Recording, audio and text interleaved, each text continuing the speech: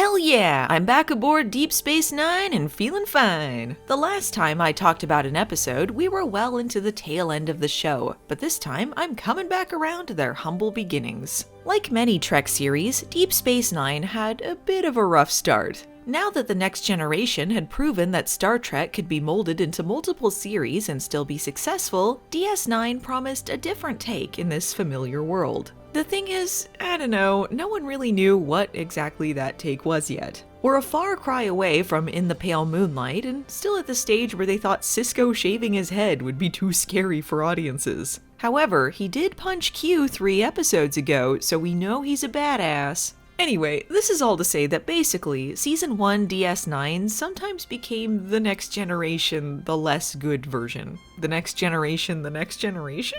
And perhaps the most next generation-y episode they did was fan favorite, Move Along Home.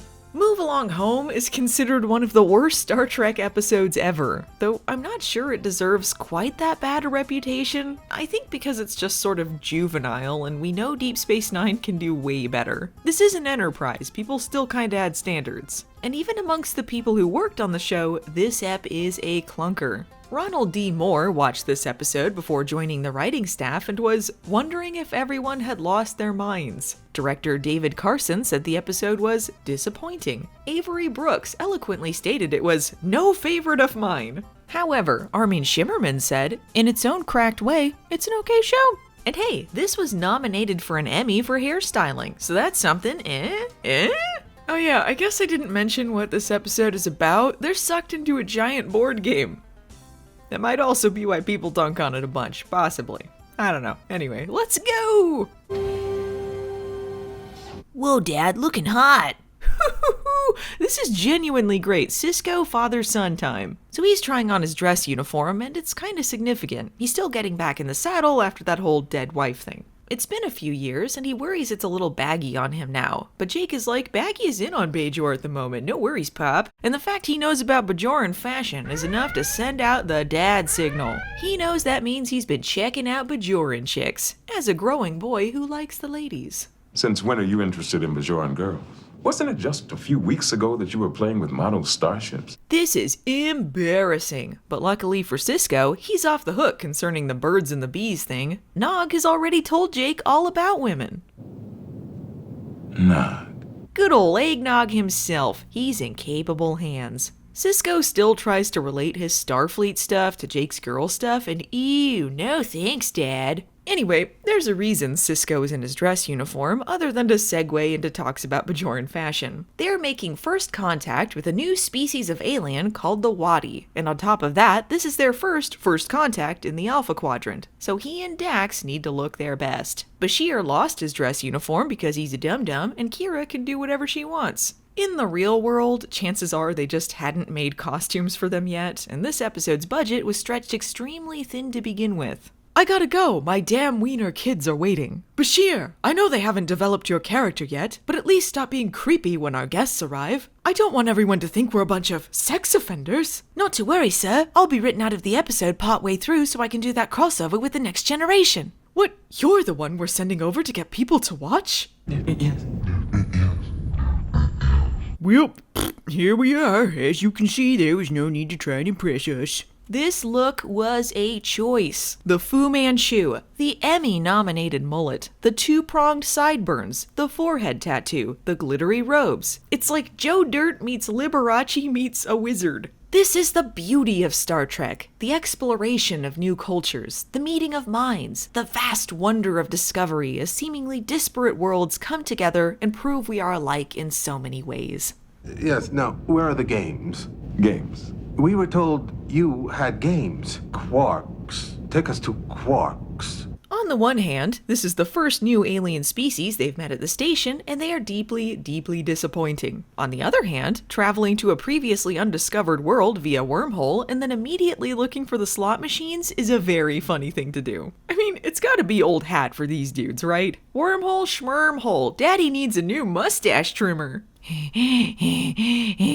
Surprise! It's a Quark episode now! He worries the Waddy are gonna be a bunch of non-paying freeloaders, while Cisco is concerned that he'll offend their guests. They wager a bunch of useless crap, and Quark can't even be bothered to pretend to be nice about it until they throw some jewels on the table. I'm not sure how Cisco is taking control of the situation at all when Quark is getting out lines like this. One man's priceless is another man's worthless. I think that's my favorite part about this whole thing. Cisco is still trying to keep up good diplomatic relations, so he's forced to hang out in Quark's bar in his dress uniform like an awkward weirdo. Eventually, he gets so tired of this bullshit that he decides leaving Quark alone with a new species is worth the risk. This turns out to be a bad move, surprising no one. It happens these Fu Manchu creeps are super good at Dabo, and they're cleaning Quark out. Being a Ferengi and a shady businessman, he's forced to go to desperate measures and rigs the game. Broik! You disreputable swindler! You've cheated us for the last time. We take our game super seriously, just like our fashion and our sideburns. Really? Because you look pretty silly. Sacrilege! On our planet, I am considered the 395th most desirable male. Out of how many? That's not the point. Do you have sex on your work? Tempting, but no. Quark's pulled a real upsetty and meatballs here. The lead mullet offers a proposition. In order to smooth things over and win some more fabulous prizes, Quark must play an honest game of Chula. What is Chula, you ask? Something very, very dumb. You're required to learn as you play. Roll. Cool. So anyway, it's just a fancy chutes and ladders. Kinda. That's why it's called Chula. Chutes and ladders. No, really, the name is a fusion of both words. However, there is one thing it does that Chutes and Ladders, to my knowledge, doesn't. Oh, what the hell? Well, at least the game put him back in his uniform instead of forcing him to play in his jammies. That'd be humiliating. And he has his tricorder for some reason? To make a long story short, Cisco and his senior staff have been transported into the game. What they encounter and where they go is controlled by Quark on the outside, unknown to either party. The rules are never explained, but they seem to have free will and solve things on their own, while Quark just rolls the dice, so... fun game? Whether or not you enjoy the episode from this point forward is going to rely heavily on if you can stand to listen to random Fu Manchu nonsense. Move along home! Alexander Siddig screaming very badly. Ah! Ah! And dignified actors singing children's songs while playing hopscotch. Alamarin, count to 4. Alamarin, If you can come with me. Like, honestly, what is Bashir doing, though? He woke up in a room he didn't recognize, thought he was having a nightmare, threw up his hands, flailed against a wall, closed his eyes, and screamed in terror? What are you doing, man? Season 1 Bashir is baffling at best. Similarly, Kira is busy being extremely angry, because at this stage, that's her entire personality. I'm a Bajoran administrator. This is not what I signed up for! She will learn quickly that if you hang with Starfleet, silly things will happen to you on a weekly basis. Weird non-turtleneck Odo, can you help me find my dad? This is Quark's doing somehow. But first, this guy. Constable Odo. Lieutenant Primin, will your character ever have a point? Nope, I'm just an O'Brien replacement, and this is my second and last appearance. I thought we kinda had a story thing. We will never know. This guy's a real bozo, though. He's supposed to be sharing security duty with Odo, and he doesn't think it's weird that all the higher-ups have suddenly gone missing. That's kind of an indictment on the entire station, but I can see why Primin was presumably fired out of a cannon into space and never seen again. Check out these high-ranking Starfleet officers as they try to figure out a dumb kids game and get their asses handed to them. Cool stuff. Watch this. Bashir, you fool! You absolute dunce! Say the rhyme! This is not what I signed up for!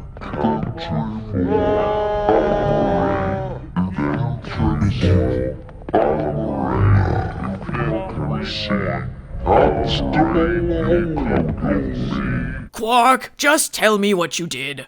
It's at this point that the Wadi prove they have absolutely no PR person and must constantly be one stupid game away from starting a war, as they strongly hint but never clarify that they've kidnapped a bunch of Starfleet officers and put them inside a board game. Quark and Odo put 2 and 2 together, and suddenly the peril is very real. Except it isn't! Spoilers!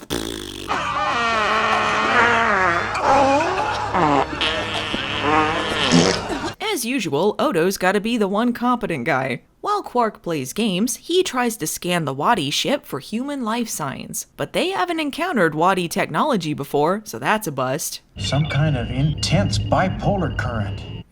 Yeah. Well, I suppose Odo can just check out their ship real quick. Dun dun dun dun dun dun dun dun diddle diddle. I got nothing. Well, might as well play the game, I guess. Unfortunately, Quark makes a bad roll, which means Bashir is going to be sent to the TNG set so he can hang out with Data. Who, me? Oh no, what a loss. Anyway. Blow on them. Would you please just blow on them? Aw, that's cute. Sacrifice 1 so that 2 may. Okay, Bashir. You already lost, Bashir. Fine, Kira then. Quark, can I pick Odo? Just don't make me do this, please! Can I take back my dice blow, please?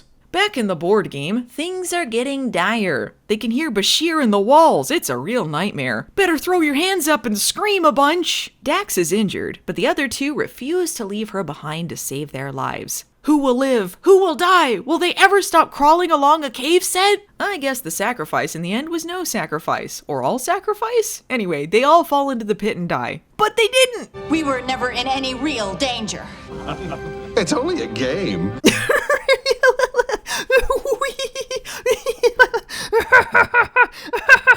They were immediately tried for war crimes.